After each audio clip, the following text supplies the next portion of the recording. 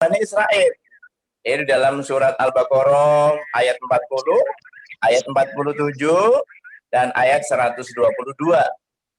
Allah berfirman, A'udzubillahi minasyaitonirrajim, ya Bani Israel, uzkuru ni'matiyallati an'amtu 'alaikum. Wahai Bani Israel, ingatlah terhadap nikmat-nikmat yang aku berikan kepadamu. Jadi sampai 3 kali ya bunyinya, ya Bani Israel, uzkuru ni'matiyallati an'amtu 'alaikum. Wahai Bani Israel, ingatlah terhadap nikmat-nikmat yang Allah yang diberikan kepadamu. Nah, kita disuruh mengingat nikmat Allah. Ini memang teguran ini, mohon maaf, untuk Bani Israel. Padahal sebetulnya yang dikasih nikmat itu bukan cuma Bani Israel, tapi termasuk kita. Jadi kita diingatkan oleh Allah ya terhadap nikmat-nikmat yang diberikan oleh Allah kepada kita. Karena apa? Karena yang diberikan Allah itu begitu banyaknya. Kalau Bapak dan Ibu lihat ya di dalam surat Ibrahim ayat 34. Ya, surat Ibrahim itu surat 14 ayatnya 34.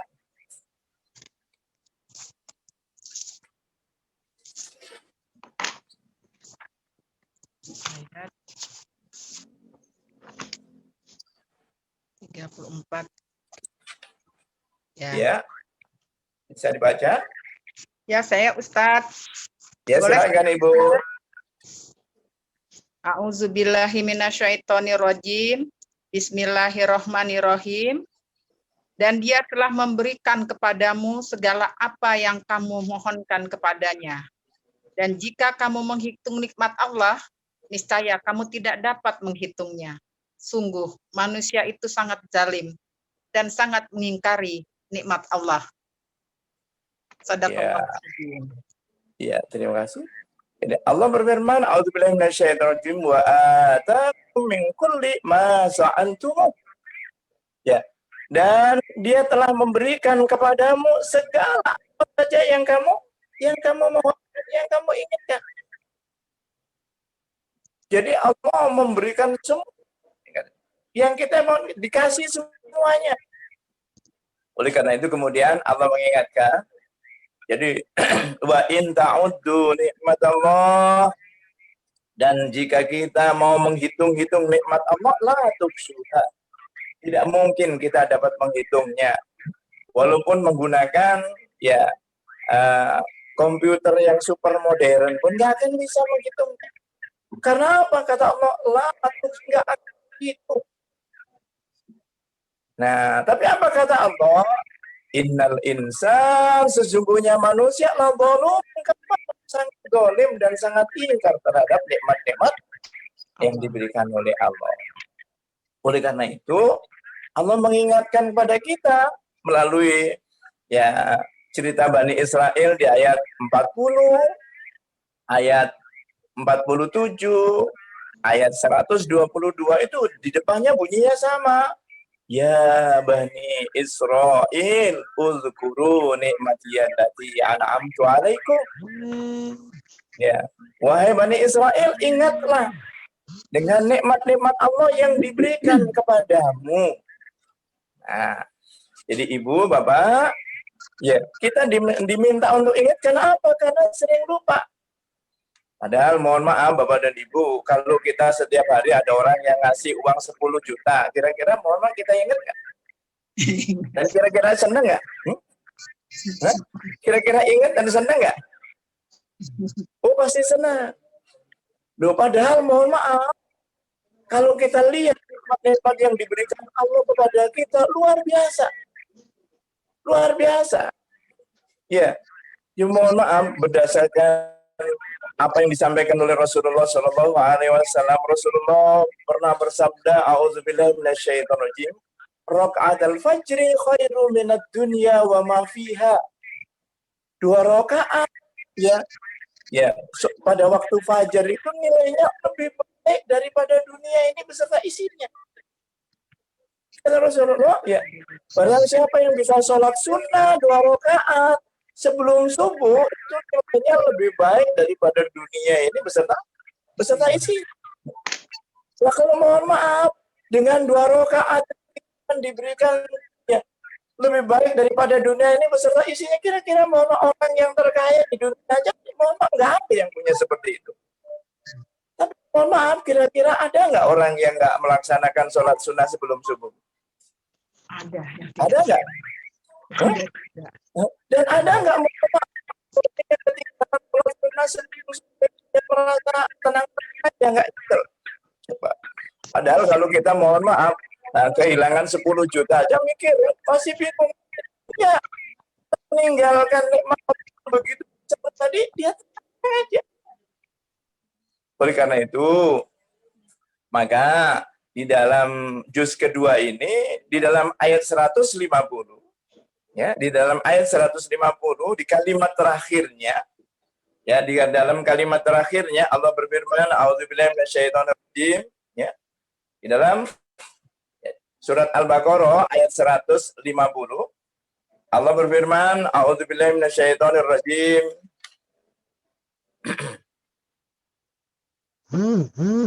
Ya. Wali utimma ni'mati alaikum wala'allakum tahtadun.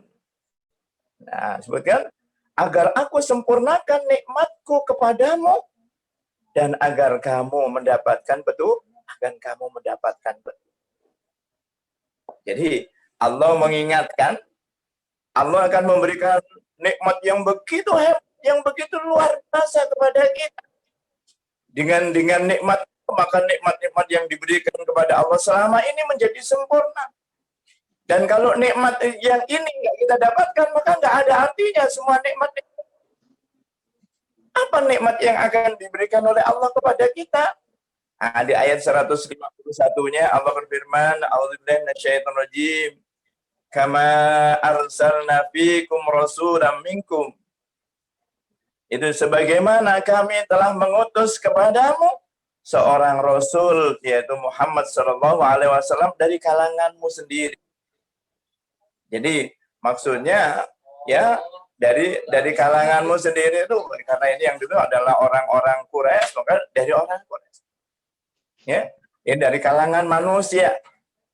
Nah, tugasnya Rasul apa? Ada ditunjukkan di dalam ayat ini.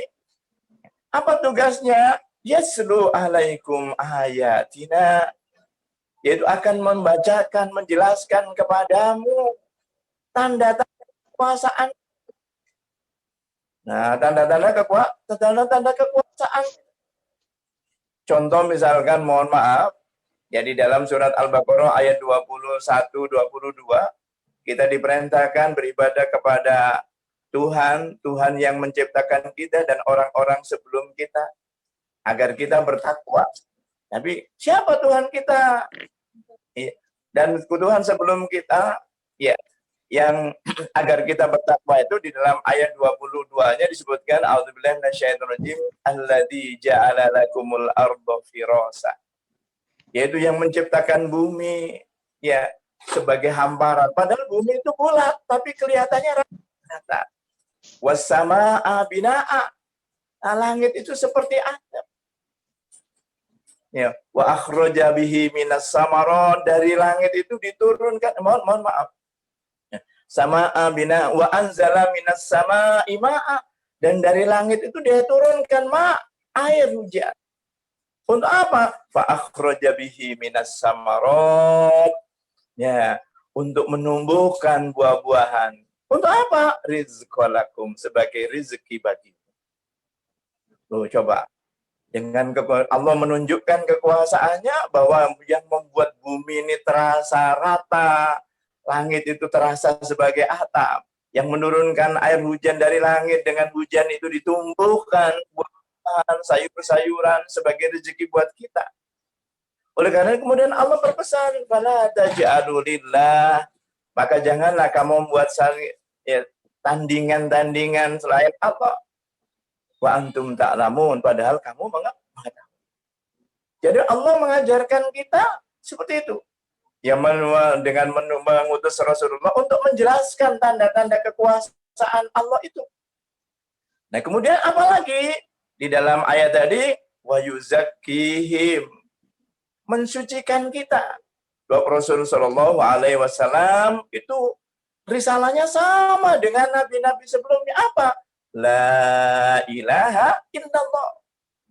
Itu mengajarkan kepada kita bahwa tidak ada ilah, tidak ada Tuhan yang patut disembah kecuali Allah. Nah, seperti itu. Sebab kalau orang punya Tuhan selain Allah, dia musyrik. Maka musyrik itu najis. Oleh karena itu membersihkan dari kemusyrikan itu adalah disebut mensucikan diri. Kalau Bapak dan Ibu lihat di dalam surat At-Taubah, surat 9 ayatnya 28, Allah berfirman, "A'udzubillahi minasyaitonirrajim. Ya ayyuhalladzina amanu innamal musyrikuna najasun." Sesungguhnya orang-orang musyrik itu najis. Oleh karena itu, dengan mengucapkan asyhadu an la ilaha illallah, maka kita disucikan dari kemusyrikan. Jadi Rasul diutus untuk menyampaikan itu. Jadi setelah menjelaskan tanda-tanda kekuasaan Allah untuk mengajarkan bahwa yang pantas disembah itu cuma satu, Allah. Yang menciptakan kita, yang menciptakan orang-orang sebelum kita, yang menghidupkan kita, mencukupkan semua rezeki kita. Nah, dan kelak akan mematikan kita dan akan kembali kepadanya. Nah, setelah itu apa? Wa yu'allimukumul kitab. Ya, dan mengajarkan Al-Quran, wal hikmah, dan mengajarkan sunnah.